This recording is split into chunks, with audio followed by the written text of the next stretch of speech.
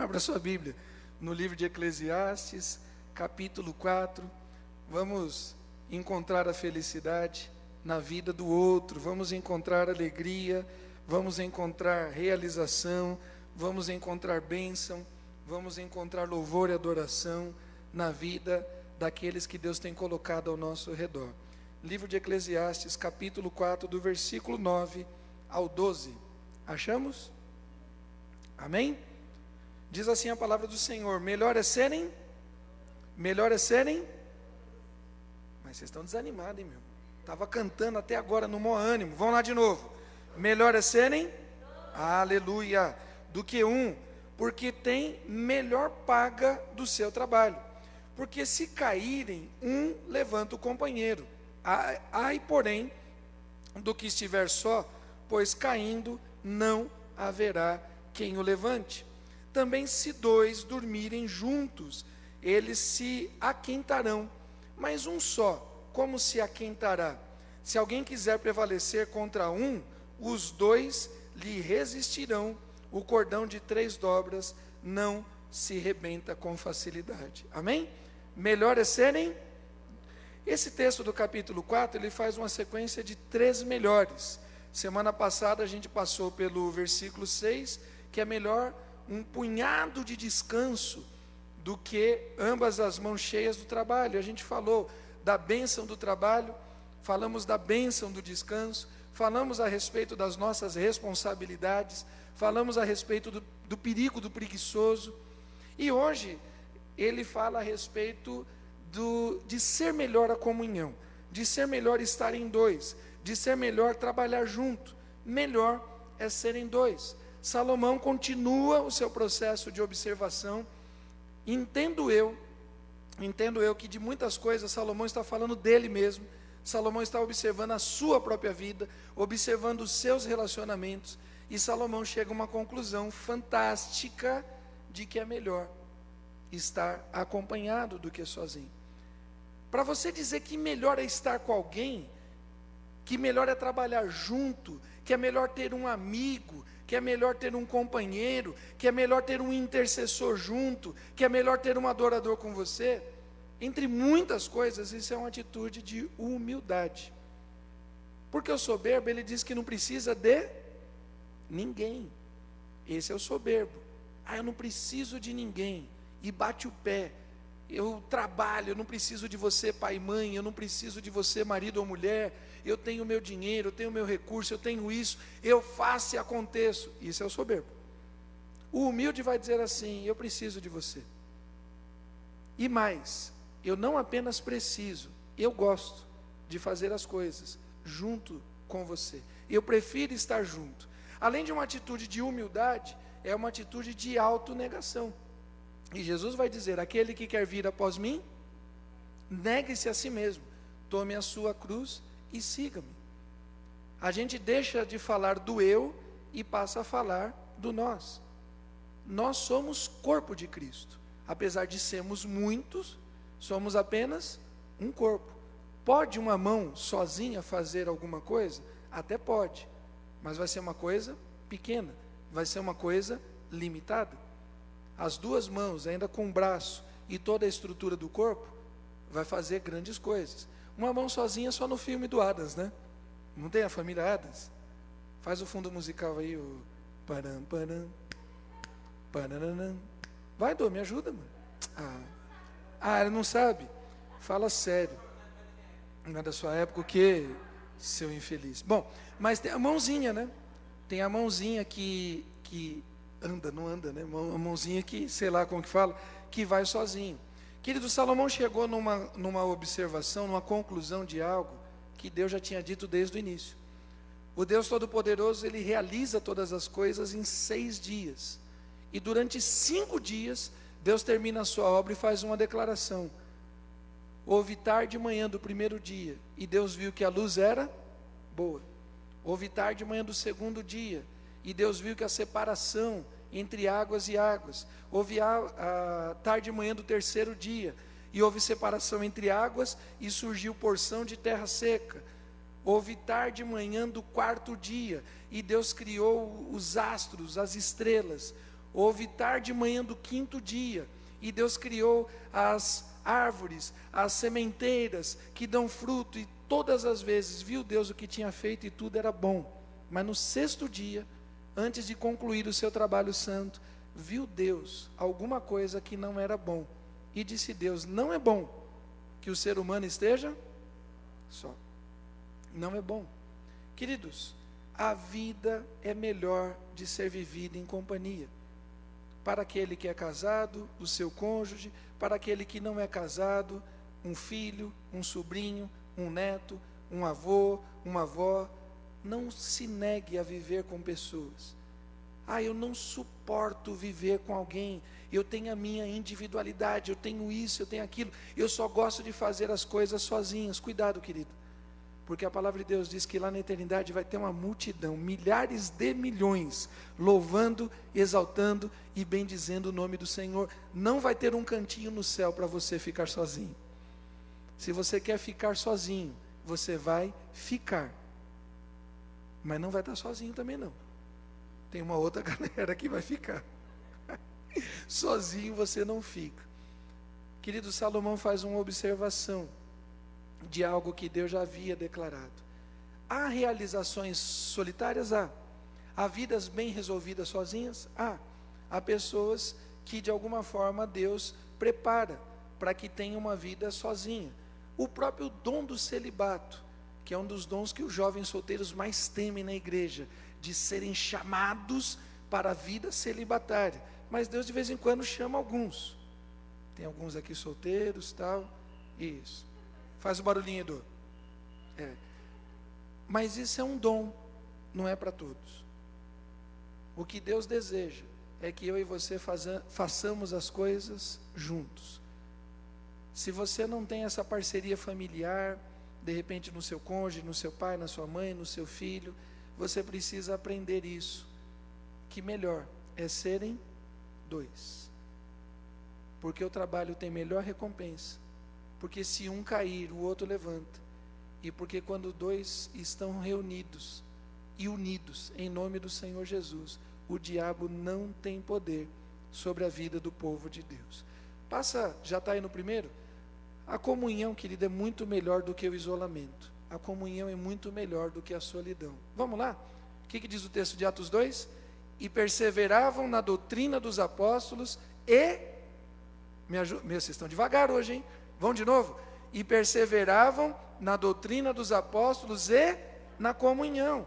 A comunhão precisa de perseverança. A comunhão precisa de insistência. É necessário que nós busquemos a parceria. É necessário que nós busquemos andar juntos. É necessário que nós insistamos. Vamos ser sinceros? Humanamente falando, às vezes a gente quer desistir. Porque você já fez uma vez com a pessoa pisou na bola. Você marcou num horário, a pessoa não chegou. Era para trazer tal coisa, a pessoa não trouxe. Era para te dar um suporte naquele dia, a pessoa não fez. E você começa a ser tentado a achar que fazer sozinho é melhor. E não é. Porque Deus diz que melhor é que sejam dois.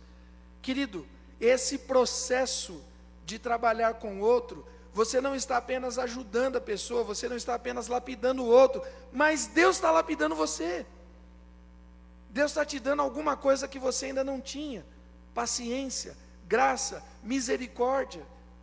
Nós precisamos uns dos outros. Nós precisamos viver em comunhão.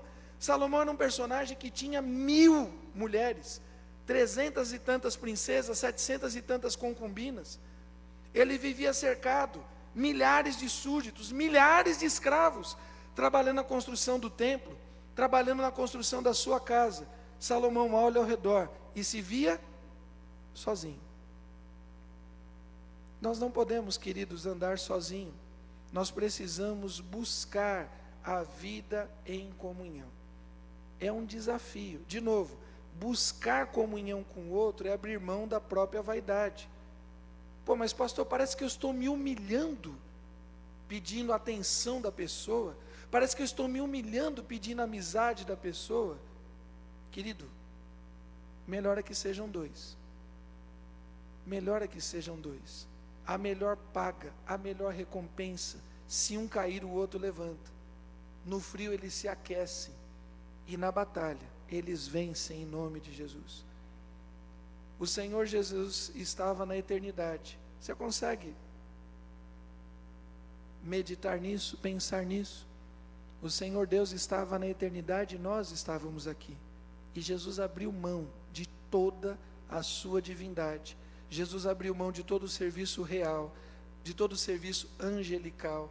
Jesus abriu mão de toda a luz, de tudo aquilo que a nossa mente não alcança. Ele abriu mão para ter comunhão com o ser humano, para estar comigo e para estar com você, para andar no meio das pessoas, para ser tocado pelo leproso, para ser tocado pela mulher do fluxo de sangue, para tocar nas vestes do cego. Queridos, é necessário que nós busquemos, precisa perseverar, insista. Às vezes a gente vê algumas frases que as pessoas colocam de Facebook, que são aquelas frases que as pessoas colocam para marcar, né? E aí tem uma que aparece várias vezes, talvez você já tenha colocado, talvez eu já tenha colocado, não sei. Olha, eu descobri que se eu não ligar para a pessoa não liga para mim. Era eu que era amigo dela e ela não era minha amiga. Se eu não procurar, a pessoa não me procura. Glória a Deus, porque você está procurando ela. Glória a Deus, porque você tem esse desejo, porque você persevera, porque você tem esse contato, porque aquela pessoa que não está te procurando, talvez, ela já perdeu completamente a alegria no outro. Ela já não sabe mais. A vida talvez tenha sido cruel com ela, talvez ela tenha sido traída por amigos, por cônjuges, por pais, por pastores, por irmãos de igreja. Talvez o nível de decepção dela seja tão profundo que ela não procura mais mesmo. E você vai dizer assim: ah, mas se eu não ligo para a pessoa, não é ela que é meu amigo, eu que sou amigo dela. Glória a Deus por isso. Porque você tem algo que aquela pessoa já perdeu. E se você tem, compartilhe em nome de Jesus. Salomão estava sozinho. Querido, pensando em salvação, vamos pensar em salvação. O ser humano pecador, afastado, desviado, distante, carente da glória de Deus. Deus Pai, nós estamos falando da Trindade, o Deus Pai tinha poder para sozinho resolver o problema do pecado, sim ou não? Me ajudem? O Deus Pai sozinho tinha poder para resolver o problema do pecado, sim ou não? Tinha e tem, mas Ele resolveu dividir essa glória e enviou o Filho. Jesus, o Filho de Deus, tinha poder para fazer a obra de evangelização, para fazer a obra de restauração, para fazer a obra de reconciliação com toda a humanidade sozinho, sim ou não? Tinha e tem. Mas Jesus resolveu enviar o Espírito Santo e mais, nos dar o ministério da reconciliação. 2 Coríntios 5, 18 e 19. Ele nos deu o ministério e a palavra da reconciliação. O Espírito Santo tinha e tem poder para fazer toda a obra sozinho, sim ou não? Tinha e tem, mas o Espírito Santo de Deus resolveu escolher a mim e a você, a cada um de nós, e distribuir e dar dons e talentos para que nós sejamos participantes da obra de Deus. Deus poderia fazer tudo sozinho, sempre pôde, mas Ele escolheu a cada um de nós para sermos participantes, porque é melhor nós estarmos unidos com o Senhor do que estarmos sozinhos. Você consegue entender, querido? Tanta gente sozinha no meio da multidão, tanta gente que não se encontra dentro da igreja. Às vezes a gente vê a igreja lotada nos domingos, e por Deus do céu, Deus é testemunha, às vezes aqui desse local, desse púlpito, a gente olha com o coração ali dolorido, porque a gente sabe de algumas vidas de pessoas que estão no meio da multidão completamente sozinhas, crianças, adolescentes, jovens, adultos. Você sabe que até o governo de São Paulo tem trabalhado em prol da comunhão, para que a gente viva cada vez mais junto, mais apertado, mais unido. Aí estoura a Marginal Tietê e quebra o metrô, para a gente estar cada vez mais junto, unido. É o único lugar no universo onde a lei da física é quebrada. Diz a lei da física que dois corpos não ocupam o mesmo espaço. Jamais Isaac Newton Albert Einstein e outros matemáticos andaram no metrô de São Paulo. Se eles andassem no trem e no metrô de São Paulo, a lei da física seria outra, porque 2, 3, 4, 5 corpos ocupam o mesmo espaço. Mas as pessoas estão indo para o metrô, para a Praça da Sé, para lugares cheios de gente, para tirar a própria vida, porque elas se sentem sozinhas. E o metrô se transformou num lugar de despedidas de vidas. As pessoas escolhem a praça, o terceiro, o quarto andar de um shopping para pular. No meio da multidão ela está sozinha. No meio do viaduto do chá ela está sozinha. No meio do viaduto da Santa Efigênia, e tira suas vidas. Porque são pessoas que perderam a alegria de estar uns com os outros. Queridos, em primeiro lugar eu quero te lembrar que não apenas é melhor estar em companhia, mas quero te lembrar que Deus nunca nos deixa sem companhia. Creia nisso. Estarei convosco todos os dias. Deus nunca nos deixa sozinho. Deus nunca nos deixa abandonado. Josué capítulo 1, versículo 3 em diante: não te deixarei, nem te abandonarei. Josué, eu sou contigo. Sê forte, sê corajoso, sê valente. Josué, eu sou contigo. Querido, é melhor ser em dois, mas você não está sozinho. Nós temos muitas pessoas da nossa igreja que vivem sozinhas. Temos viúvos, temos órfãos, temos gente divorciada. Essa pandemia aumentou a quantidade de pessoas que vivem sozinhas. Mas você que crê no Senhor Jesus nunca está sozinho, porque Deus é com você. Creia nisso, em nome de Jesus. Passa mais um. Querida, a adoração é muito melhor. Mas a adoração é muito melhor quando nós fazemos em comunhão. Vamos ler todos juntos? Contudo és santo, entronizado entre os louvores.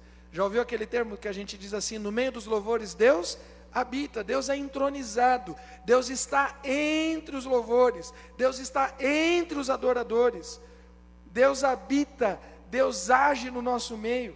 E a gente vem da rua, e a gente vem do trabalho, e a gente vem de um dia difícil, e a gente vem talvez das nossos momentos de isolamento e solidão, mesmo no meio da multidão, mesmo numa casa cheia de pessoas, mesmo com 1000 mulheres, Salomão se sentia sozinho.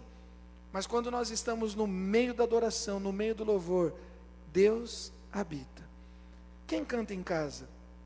Quem canta no chuveiro, lavando louça, né? Os irmãos cantam. Quando o irmão canta em casa, o irmão lembra do louvor aqui na igreja?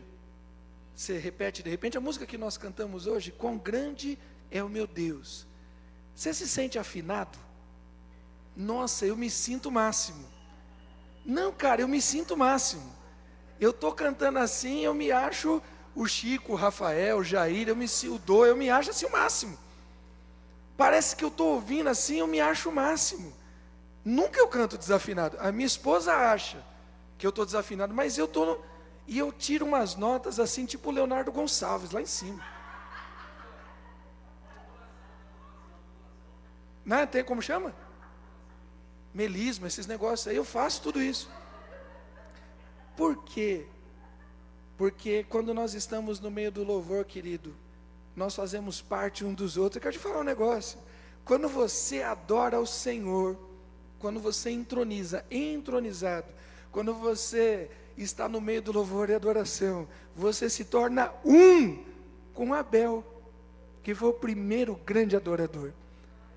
Você consegue pensar nisso?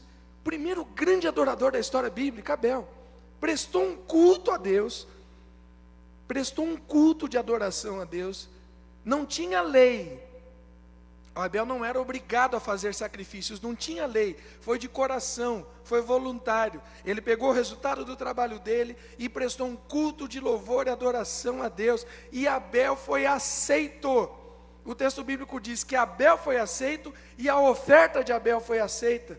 Quando você está em adoração, você é um com Abel. Quando você está em adoração e entroniza a Deus, você é um com Davi. E Davi cantava e adorava ao Senhor, e o espírito maligno na vida do outro era repreendido e expulso. Quando nós estamos em adoração, nos tornamos um com os adoradores da história. O texto bíblico diz que houve um momento que o mundo espiritual se uniu com o mundo humano, com o mundo físico, o céu se abriu e anjos cantavam, e os pastores viram, e a estrela anunciou. Foi um momento de céus e terra, de espírito e humanidade serem unidos. Aonde eles estavam unidos? Em adoração, declarando o nascimento de Cristo Jesus.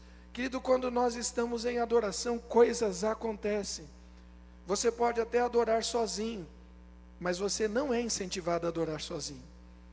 Você é incentivado, me ajuda aí, o que está escrito em Mateus 18, 20?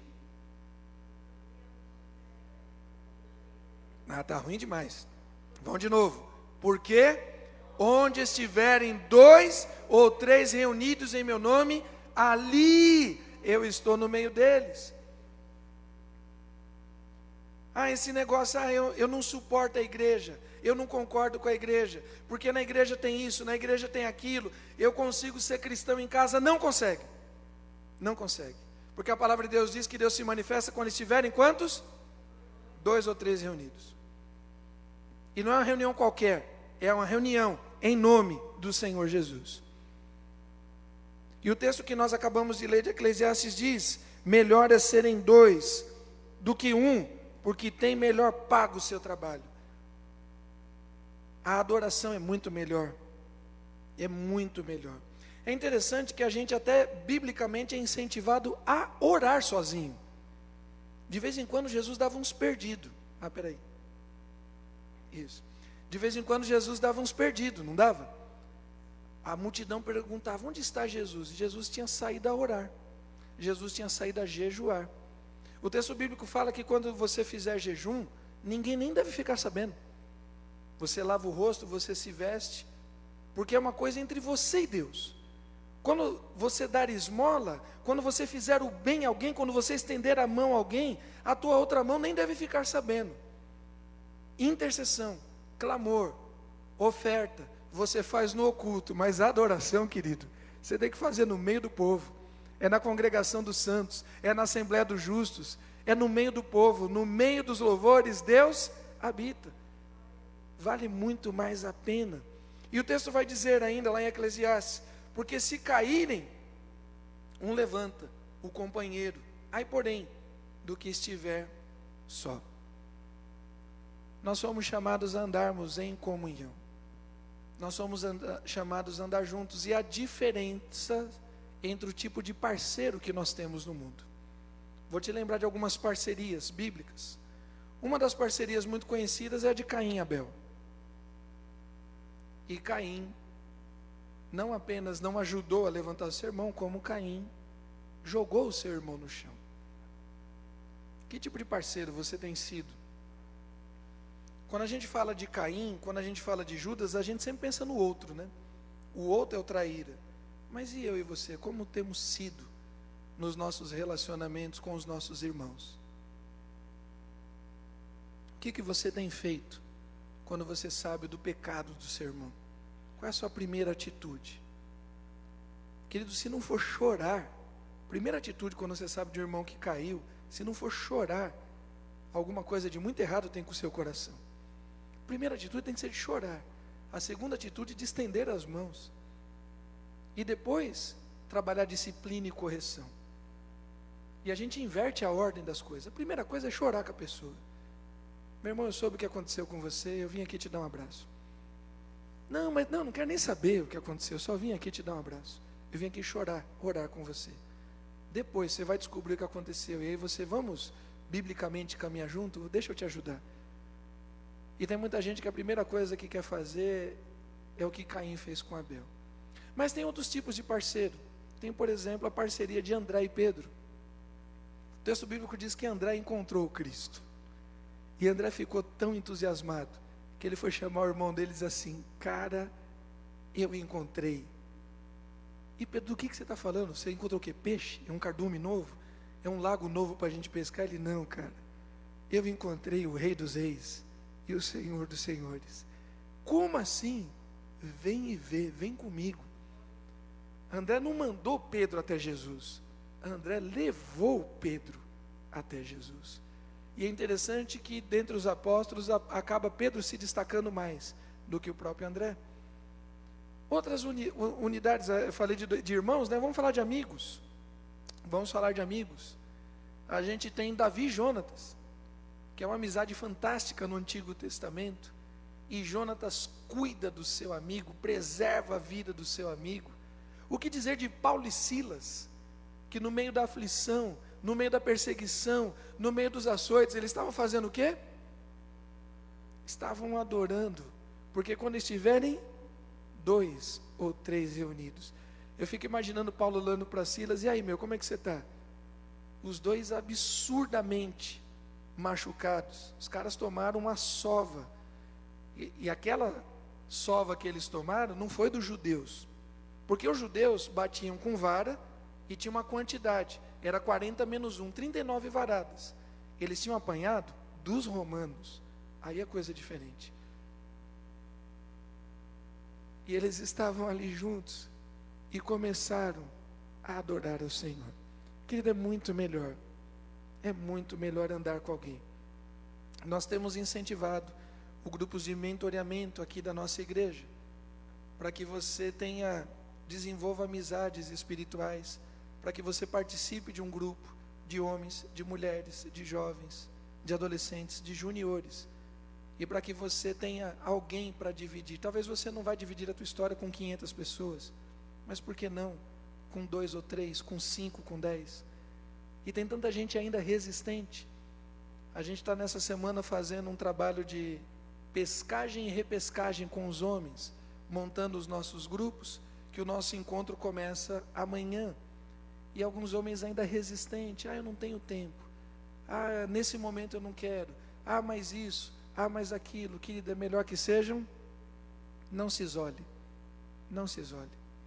O que o diabo quer é justamente isso, você isolado, você à deriva, porque você se torna presa fácil. 2, Davi e Jonatas. 2, André e Pedro.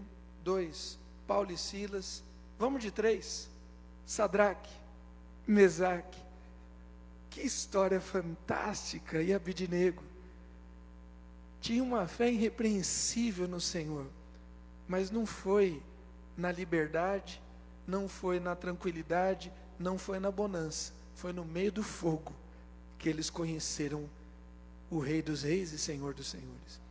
Querido, talvez como Jó, e Jó tinha uns amigos complicados, né? Pensa nos caras chato, meu. Pensa nos cabra chato, mas era amigo, né? Porque de alguma forma os caras saíram da sua cidade, saíram das suas vilas, dos seus clãs e foram até Jó. A gente critica porque os conselhos deles são meio complicados, eles ficam imputando pecado em Jó, mas eles foram até Jó. Eles foram, pelo menos isso. E estavam ali. E Jó passou por tudo o que passou, para depois dizer assim: antes eu te conhecia muito de longe, muito, mas agora os meus olhos te veem. Talvez, querido, seja no meio do fogo que a gente vai conhecer de fato quem é Jesus nas nossas vidas. Você já teve uma experiência assim? Conheceu Jesus, aceitou Jesus, se batizou, adolescente, jovem e tal, mas só foi ter uma experiência com Deus mesmo, na doença, na tragédia, na perda, na morte. Não sei quantos tiveram assim uma situação de ter uma experiência com Cristo muito mais profunda na dor. Muitos irmãos. Foi no fogo que Sadraque, Mesaque e Abidnego conheceram o 4º homem da fornalha, que deixou Nabucodonosor de boca aberta e queixo caído. Não foram 3 que nós colocamos? Como eu vejo 4, e o 4º é em semelhança ao Filho de Deus. Querido, nós precisamos entender que é melhor estar junto. É melhor estar junto. O trabalho tem melhor paga, a adoração é melhor, o trabalho tem melhor rendimento, e a gente luta as batalhas muito melhor. Não lute sozinho. Às vezes a gente vê o texto de Davi e Golias e a gente se equivoca. E a gente acha que Davi ganhou aquela batalha sozinho. Às vezes a gente se equivoca. E Davi diz com todas as letras: você vem contra nós com arma, espada e escudo. Eu vou contra ti, em nome do Senhor dos Exércitos. Naquele momento, a altura mudou. Davi passou a ser o gigante e Golias passou a ser o anão. Quando Davi usa o nome do Senhor, ele começa a crescer de um jeito que Golias não poderia resistir ele jamais. Você não está sozinho. Mas invista na comunhão com os irmãos. Se permita. Não entre na igreja e não saia sem conversar com ninguém. Ah, mas ninguém veio falar comigo. Vá você falar com as pessoas. Se permita. Crie espaços, crie oportunidades, crie amizades espirituais. E você que está minimamente estável, vá procurar as pessoas. Não se conforme de entrar na igreja e sair e não falar com as pessoas. Está mudando e melhorando alguma coisinha aí no quesito da pandemia. Logo, logo, em nome de Jesus, a gente vai poder ter um pouco mais de liberdade. Mas não se permita sair da igreja sem falar com as pessoas. E olhe sempre, não deixe que ninguém saia sem receber um toque seu, um abraço, uma paz do Senhor, um Deus abençoe, uma semana de alegria, de vitória. Fale algo a alguém, seja a resposta de Deus na vida de alguém. Para terminar, versículo 12: se alguém quiser prevalecer contra um, os dois lhe resistirão. O cordão de 3 dobras não se rebenta com facilidade. A vida é muito melhor de ser vivida, mas muito melhor se nós vivermos em comunhão uns com os outros e se estivermos em comunhão com Deus. Não basta só ter amigos, porque tem amigos que levam a gente para a tragédia, tem amigos que levam o jovem para as drogas, para a promiscuidade, para a criminalidade. Não basta só estar com pessoas, é necessário estar com pessoas que nos aproximem de Deus. André, vem ver o mestre. Barnabé, que cola em Paulo. Nós precisamos de amizade que nos tornem pessoas melhores. Nós precisamos de amizade que nos torne intercessores melhores, adoradores melhores, evangelistas melhores, homens melhores. Como ser homem nessa sociedade? Como ser mulher nessa sociedade? Como ser adolescente? Como ser jovem? É o cordão de 3 dobras. Eu preciso estar com pessoas, mas eu preciso estar com pessoas que estejam com Cristo Jesus. Não abra mão. Como é que você vai buscar resposta para as suas questões em amigos em bares? Querido, me explica que lógica é essa? Aonde que você vai buscar resposta para as tuas crises, para os teus problemas, para as tuas dores? Em meio às baladas? Em meio a pílulas, a êxtases, a baseado, a isso, aquilo outro? Aonde isso vai te levar? Você precisa estar com pessoas que te aproximem de Cristo Jesus. Você precisa estar com pessoas que te aproximem da vitória. Você precisa estar com pessoas que estejam fortalecidas. O cordão de 3 dobras. A 3ª dobra. O 4º homem da fornalha. Nós precisamos estar firmados na rocha que é o Senhor Jesus. Passa mais uma aí. A vida é muito melhor, mas muito mais alegre, muito mais festiva, tem muito mais possibilidades. Como é que a gente normalmente arruma um emprego? Me ajuda aí. Através do quê? Através de um amigo, através de alguém que indica. Como é que a gente fica sabendo de alguma oportunidade, através de um amigo? Alguém que compartilhou algo, alguém que disse algo. Como é que a gente fica sabendo? Através dos amigos. Se nós estivermos mais unidos, a gente vai facilitar a vida do outro. A gente vai ajudar a vida do outro. Outro dia, eu acho que eu não estou querendo buscar na memória aqui onde que foi, não vou conseguir lembrar. Mas teve uma situação de afogamento. Não sei se foi em Petrópolis, eu acho que não foi, é algo mais antigo. Mas uma situação de afogamento, a pessoa estava ali se segurando. E não tinha cordas, não era tão longe. E se uniram 7, 8 pessoas, uma segurando na outra, com força, com coragem, com ousadia, entraram dentro daquela água, daquele rio, daquele córrego, e aquele cordão humano chegou até aquela pessoa e foi suficiente para salvá-la. E nós podemos ser esse cordão humano na vida de muitas pessoas que estão perdidas em nome de Jesus. Talvez você não consiga sozinho. Você jovem, você homem, você mulher, que tem aquele amigo, que tem aquela amiga, que tem aquele parente sozinho. Pastor, eu não consigo sozinho, verdade. Mas se juntar 2, e se juntar 3, e se juntar 4, e se juntar o povo de Deus, aí, querido, o diabo e o inferno não resistem. As portas do inferno não resistem ao povo de Deus. Nós precisamos, e o texto bíblico vai dizer assim: orai uns pelos, confessai os vossos pecados uns aos outros, e suportai. Vamos ler o texto? Suportai-vos uns aos outros, perdoai-vos mutuamente, caso alguém tenha motivo de queixa contra outrem, assim como o Senhor vos perdoou, assim também perdoai vós.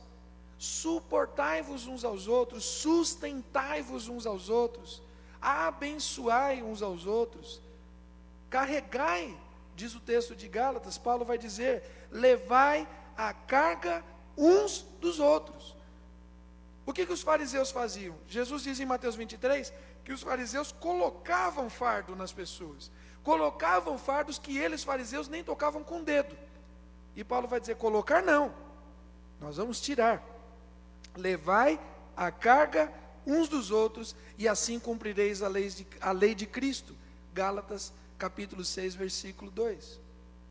Nós precisamos, queridos, nós precisamos investir, nós precisamos persistir, nós precisamos buscar a comunhão, e precisamos entender que é melhor que sejam 2. Abre aí para a gente, e por gentileza, coloca aí no telão também, Juízes, capítulo 4. Livro de Juízes, capítulo 4. Vamos do versículo 4 em diante. Livro de Juízes, capítulo 4, de 4 em diante. A Bíblia fala de chorar com os que choram.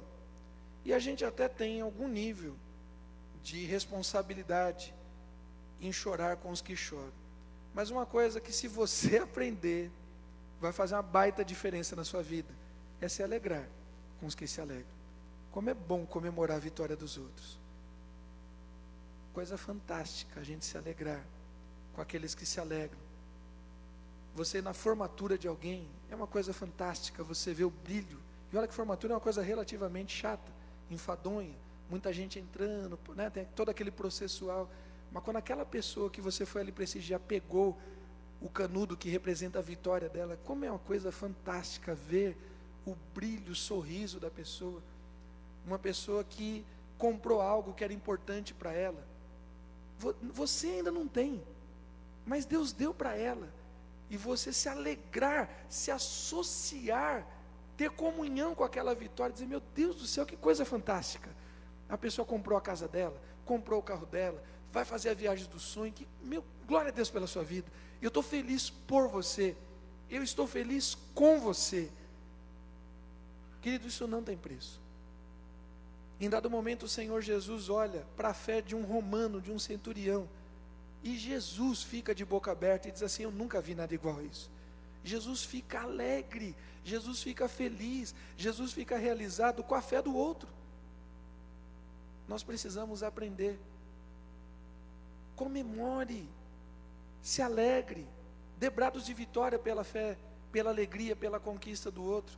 Você não tem ideia como isso vai fazer bem na sua vida.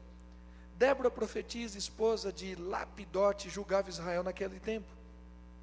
Ela tendia debaixo da palmeira de Débora, entre Ramá e Betel, na região montanhosa de Efraim.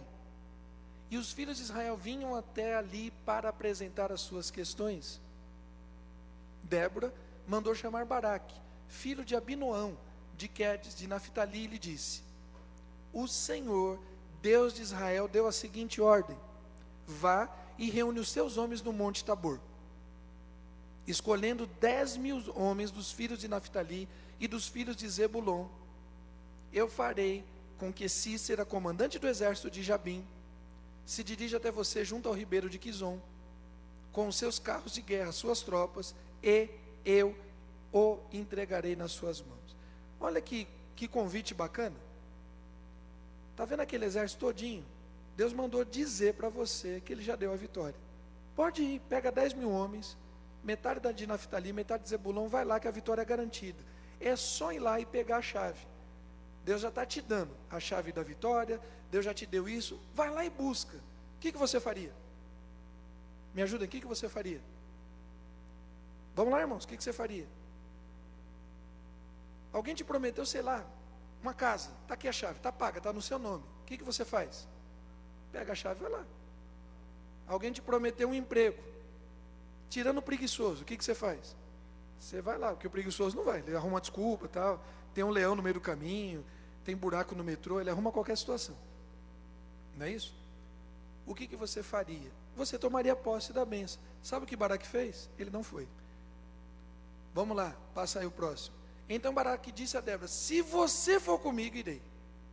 Mas se você não for comigo, eu não irei. Débora, Deus já nos deu a vitória, é garantido. Se eu for lá, eu vou ganhar. Eu não quero ganhar sozinho. Eu quero que você partilhe dessa bênção comigo. A vitória é nossa, não é só minha, Débora. A vitória não pode ser só minha, não pode ser só de Zebulon, não pode ser só de Naftali. A vitória tem que ser do povo de Deus. Vem comigo. E é também uma quebra absurda de paradigma, porque eles chamam a mulher, né? Estamos na semana aí do Dia Internacional da Mulher, tivemos um culto fantástico dirigido pelas mulheres aqui no último domingo.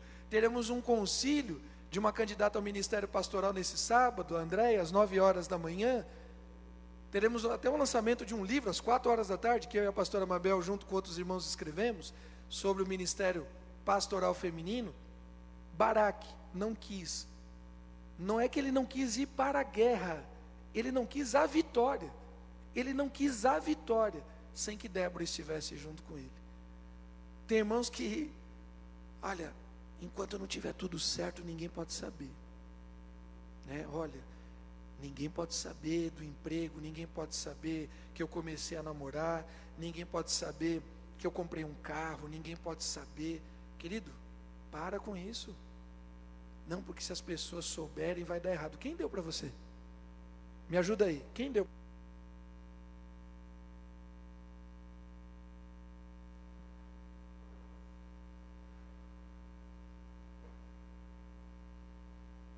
Olha, melhor que ser... Mas está morrendo. É melhor que sejam dois. Melhor que sejam dois. Obrigado, Dô. Isso. Queridos, quem deu para você? Para que você tenha medo? Ah, mas se as pessoas souberem, não vai dar certo. Querido, se Deus determinou, certo já está. Deus é aquele que chama à existência as coisas que ainda não existem. Se Deus falou, falado está. Se Deus deu, dado está. Se Deus perdoou, perdoado está. Se Deus salvou, salvo está. Divida com as pessoas, não apenas as suas lutas, mas divida as suas vitórias. Dê testemunho, coloque na rede social, ponha nos grupos da igreja, venha nos cultos, peça a palavra, diga o que Deus tem feito, diga o que Deus começou a fazer, e você já vai declarar assim: pela fé eu creio. Obrigado, Dô. Ei, pela fé eu creio, em nome de Jesus, que a vitória já é dada. O cordão de 3 cordas, você, o próximo e Deus, ninguém pode resistir. A gente usa esse texto muito para falar de casamento, mas não é só casamento. Nós precisamos ter amizades firmadas em Cristo Jesus. Nós precisamos ter projetos de vida firmados em Cristo Jesus. Nós precisamos, queridos, crer que é melhor que nós sejamos 2 ou 3 com Ele, do que fazermos as coisas sozinhos. De alguma forma.